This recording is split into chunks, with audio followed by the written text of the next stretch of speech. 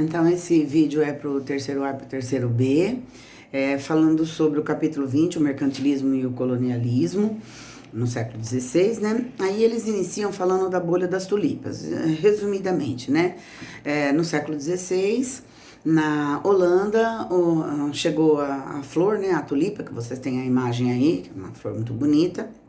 E ela não era uma flor conhecida. Então começou a ser vendida assim num preço comum, depois o preço foi subindo. E aí ela era oferecida, ela veio da Turquia, né? Foi trazida da Turquia.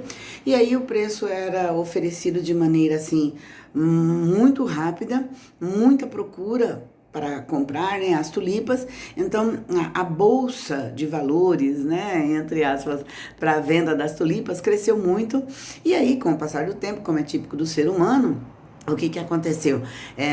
Muitas pessoas passaram a oferecer a tulipa, na verdade oferecia aquilo que não tinha.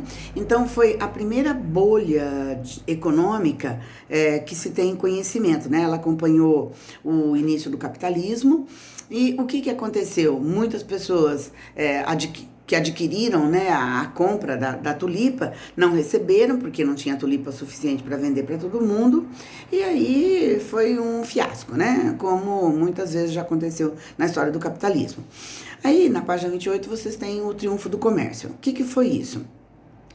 Do século XVI ao século XVII, início da Idade Moderna, o comércio, a Europa voltou a ter atividades comerciais comuns como ela tinha antes da Idade Média, né?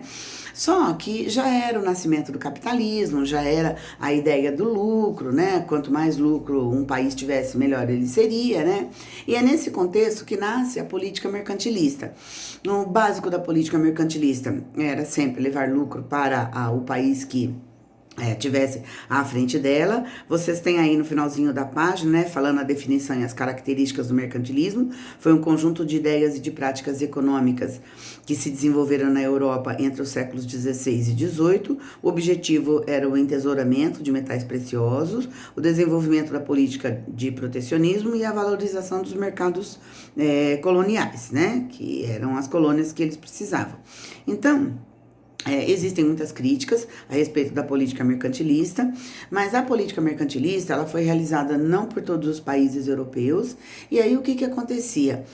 Eles tinham umas práticas, né? Então, a primeira delas, que vocês têm aí também umas bolinhas explicando sobre o intervencionismo, era a autorização da nação, a nação em si, né? O país que estivesse realizando a política mercantilista, ela intervir da maneira que necessitava, né? Então, esse país que estava realizando a política mercantilista, ele tinha total liberdade para realizar qualquer intervenção.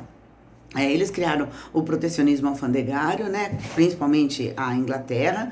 Quanto mais o produto que entrava nesse país, ele tinha proteção. Então, se ele era vendido, se vamos supor, a Holanda levasse para a Inglaterra um determinado produto e esse produto custasse R$10, a Inglaterra podia colocar o preço que ela quisesse, né? Então, era a autorização para o Estado intervir da maneira que ele quisesse. Então, o intervencionismo estatal.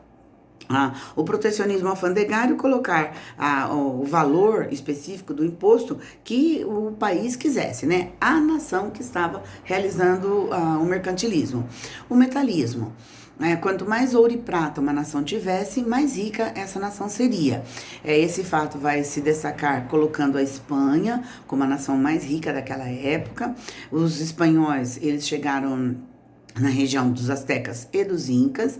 Muito ouro, muita prata foi levado para, através do finalzinho, né, do Rio da Prata, o finalzinho da América do Sul, para a Europa. A Espanha se tornou um país extremamente rico, poderoso, porém, né, já juntando os dois assuntos, a Espanha não soube praticar a balança de comércio favorável. O que era isso?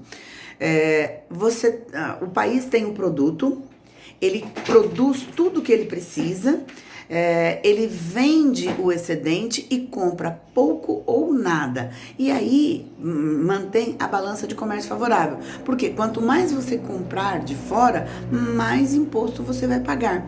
Então a Espanha não soube fazer isso. Ela comprava todo o ouro, toda a prata que chegava, eles gastavam, né? Os reis não se preocupavam, né? O Carlos V, o Carlos I, eles não se preocupavam em manter isso daí organizado. Então, no final do século XVI, a Espanha era um país pobre, endividado e decadente. Isso vai acontecer com Portugal. O único país que vai saber manter a balança de comércio favorável vai ser mesmo a Inglaterra, claro, né? Na Espanha teve o bulionismo, né? Que vocês têm aí falando que é exatamente isso. Não sabia como manter o produto, né? Tem o mercantilismo industrial, que é o cobertismo, né? Que a Inglaterra e os Países Baixos, a Holanda, depois a França conseguiram fazer, que era produzir, vender o excedente e importar pouco ou nada. Era isso que fazia uma nação ficar rica, né? Aí vocês têm assim, ó, que é para fixar o assunto, ó. Deixa eu ver. Aí, ó. Isso aqui é muito importante vocês olharem, tá? Então eu quero que vocês olhem, vocês gravem bem isso daí, porque é como fixar o assunto sobre o mercantilismo, né?